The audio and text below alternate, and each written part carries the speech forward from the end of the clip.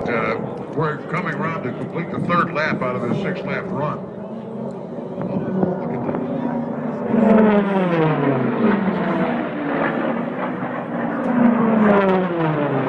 Look at what was that all about? Let's get the next one.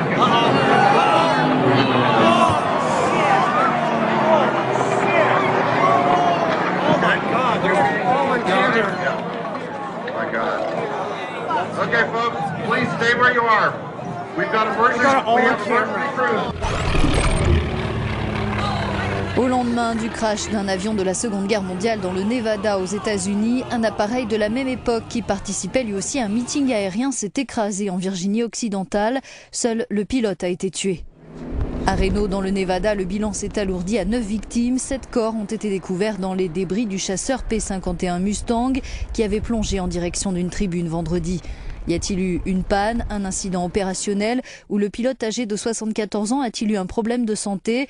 Il est trop tôt pour conclure d'après le Conseil national de sécurité des transports en charge de l'enquête. Nous analyserons tous les aspects qui pourraient avoir causé cet accident, affirme son porte-parole, et nous verrons quelles recommandations nous pourrons faire pour que ce drame ne se reproduise pas. Ces accidents interrogent sur les conditions de sécurité lors des rassemblements aériens.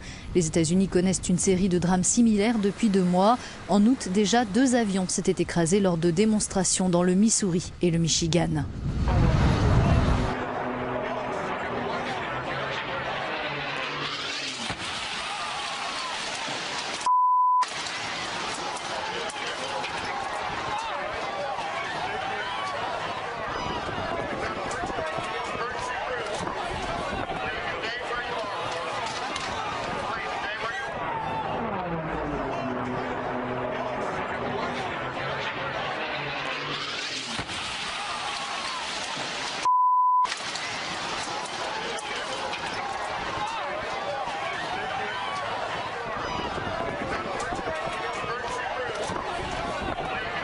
Breaking news, a disaster this evening at a national airplane racing event in Reno, Nevada. Multiple people died and upwards of 50 were injured when a plane flown by a veteran 74-year-old stunt pilot banked into a nosedive and crashed into a spectator area. Eyewitnesses describe a scene of bloody chaos. Reno is one of the few places still to host airplane racing, with pilots flying in excess of 500 miles an hour. In a news coverage conference tonight, the event president said mechanical difficulties may have caused the crash. It all happened in a matter of minutes late this afternoon, local time, at the famous Reno Air Show, one of the few places in the country where plane races still take place.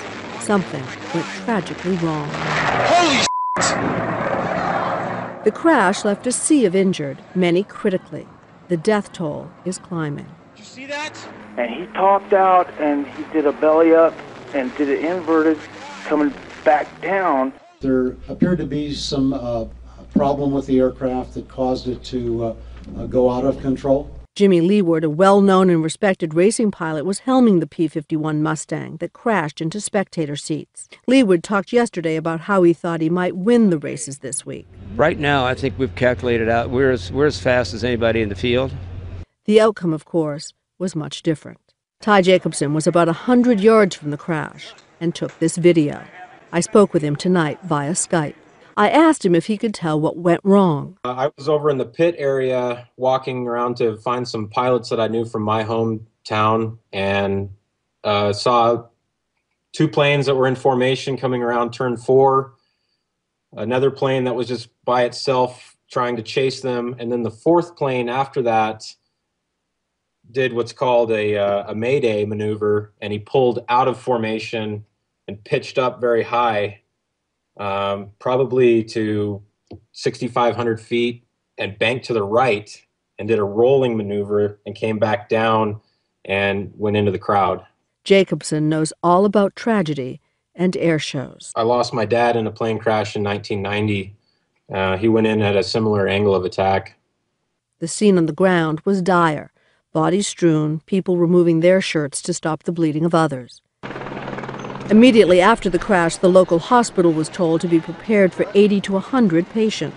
The Reno Air Show is one of the few places in the country where planes race extremely low to the ground. Speeds can reach 500 miles an hour. As for the future of such shows, I think it's a risk that you choose. what about the spectators, I asked. It's pretty difficult, yeah. This year's show, which was supposed to go through the weekend, was officially canceled. Leewood's plane, a vintage World War II fighter, was named the Galloping Ghost. We're joined now by our aviation analyst, John Nance. The pilot of this plane, Jimmy Leewood, was 74. Is just too old to be racing in an air show?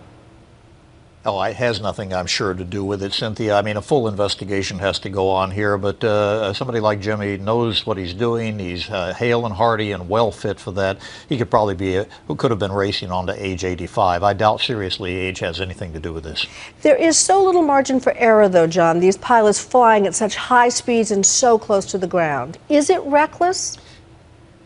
No, this isn't reckless. Actually, this is why these air races are a spectator sport, just very much the same as the Indy 500 or the Daytona for motor racing, because we know it's on the edge. We know they're flying right to the nth degree of what these airplanes can do, and there is some danger, and there is assumed risk, not only for the pilots, but quite frankly for anybody who's on the sidelines. Although we certainly don't want to make this happen again, or we want to make sure everything can be done to prevent it.